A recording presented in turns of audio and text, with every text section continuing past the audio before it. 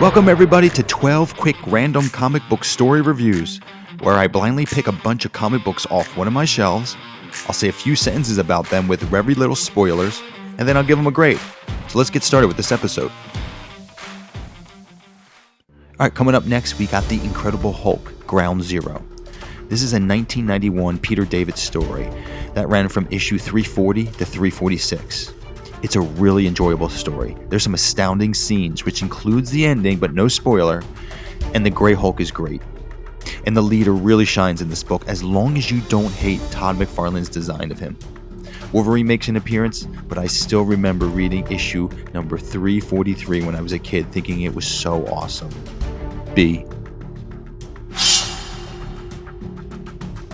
Okay, coming in second, we got Legion of Superheroes, The Great Darkness Saga.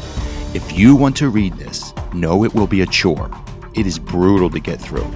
If you grew up this story in the 80s, I understand why it's special to you and the significance, but I feel the slow build-up isn't worth getting through the tough dialogue here, and the cover already spoils the big reveal. C-. Alright, coming up next, we are doing Forever Evil, New 52, Geoff Johns. This is a brilliant constructed story here. The crime syndicate are menacing. They are the stars of this book. They are so sinister in this story. From Ultraman to Owlman, and how they take down the Justice League is interesting. This is a blast to read, a tremendous event. It's one of the best events with no boring scenes. There's so many great moments, such as when Luthor, Black Manta, Captain Cold, and other villains realize it's all up to them. A. Alright, next we got Black Panther, Doom War. Ugly mess and totally idiotic. No character is used well in this story, and that sadly includes Dr. Doom, who is one of the best villains in comics. No excellent moments that stand out, and this story will only negatively impact your life. F+. Alright, coming up next, we got X-Men, Apocalypse vs. Dracula. This is actually not a total throwaway. You would think that, but this book has some redeeming qualities. Like the covers, they're fantastic. There's a few additions to the X-Men mythos that include Blink and Chamber. And unlike X of Swords, the huge X-Men event by Hickman, where you don't see Apocalypse use any of his powers the whole book, here you see him use them a lot in their cool C-. Coming up now, we got Suicide Squad, Bad Blood. I am torn with this story. This is an 11-issue story by Tom Taylor. The first 9 issues are spectacular. They introduce 9 new, pretty intriguing characters.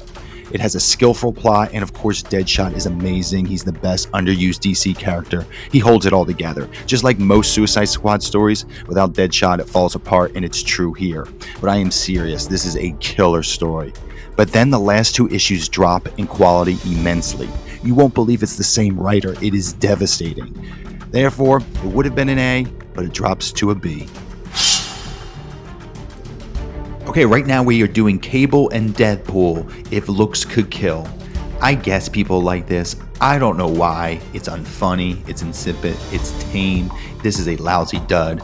Cable can be an unbelievable character, as we know, but not here. I think the writing of these 2 characters, along with a solid plot, was too much for writer Fabian Nicieza. D.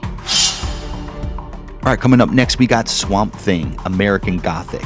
So this is Alan Moore's run, issues number 37 to 50. Of course, this is the story that introduces John Constantine, one of comic book's greatest characters. But within these issues, there are so many stories that I love, such as Stillwater, I like The Curse, I like Windfall, I like Boogeyman and Ghost Dance, and some okay issues like Strange Fruit. But I didn't fully enjoy the ending issues where Swamp Thing and Constantine and other mystics battle the soul of darkness, the great evil. Because I don't feel those big, enormous, abstract battles translate well to comic book pages, but this is still an easy B+. Next up, we got Batman, Mad Love. It has a lot of appeal, this book. It's a cute little story, but when you read it and think about it and compare it to Black Label Harleen, it's sort of underwhelming. The premise is excellent, and it certainly gets the point across, but I just needed a little more. C. Coming up next, we got Trinity. Now, I'm a fan of Matt Wagner. He creates great atmosphere, and his art is simple but effective. It's good, clean storytelling art. However, Trinity is an enormous letdown. This book has no personality at all. Everything is bland. The dialogue, the conflict, the villain, the plot, the characterization, dull as hell. Awful addition to Matt Wagner's catalog. D.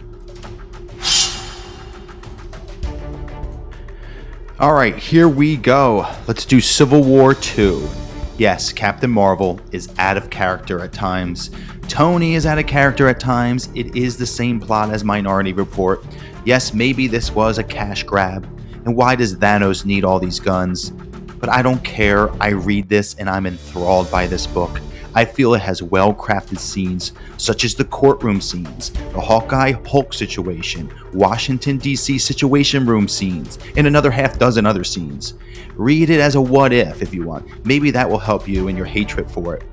I know I kept on wanting to find out what happens next, and I love the idea of Ulysses' fate. Even if it was a cash grab, it doesn't show it, because it's evident that Bendis put a lot of work in this story, and the art may be the greatest I have ever seen in a comic book. I feel if this story had another title, the anger towards it wouldn't be as high. A-. Alright, the last book for this episode is Spider-Man: The Death of Jean DeWolff. This story is a little overrated, but it's a very solid outing. There's some well-crafted scenes such as the opening gut punch scene and Daredevil and Spider-Man's confrontation. It's a grounded story that introduces a lot of tough questions about our justice system and vigilantes. B. Hey everybody, thank you so much for watching this episode, but I'll be back real soon with another 12 quick, random comic book story review.